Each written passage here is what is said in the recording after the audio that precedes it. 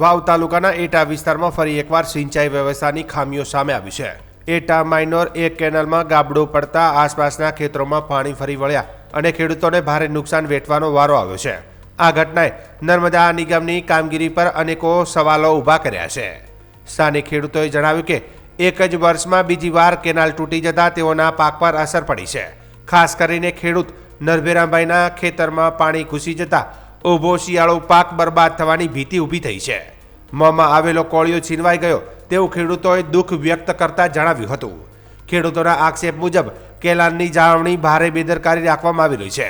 Contractor દ્વારા નિયુક્ત gateman 10 દિવસ સુધી સ્થળ પર હાજર રહેતા નથી, જેના કારણે કેનાલની દેખરેખ રામ ભરોસે ચાલી રહી છે। પરિણામે નાની ખામી પણ મોટી દુર્ઘટનામાં ફેરવાઈ રહી છે। સ્થાનિકોમાં આ ઘટનાને લઈને ભારે રોષ જોવા મળી રહ્યો છે। ખેડૂતોનું કહેવું છે કે વારંવાર આવતી આવી ઘટનાઓ તેઓ આર્થિક રીતે કમજોર બની રહ્યા છે। તેઓ તાત્કાલિક મરામત, યોગ્ય દેખરેખ અને જવાબદાર સામે કડક કાર્યવાહી કરવાની માંગ કરી છે। પ્રશ્ન એ છે કે નર્મદા નિગમની આ બેદરકારીનો ભોગ ખેડૂતોને કેટલા સમય સુધી બનવું પડશે? હવે તંત્ર ઝડપથી પગલાં લે છે કે નહીં, જે હવે જોવું રહ્યું।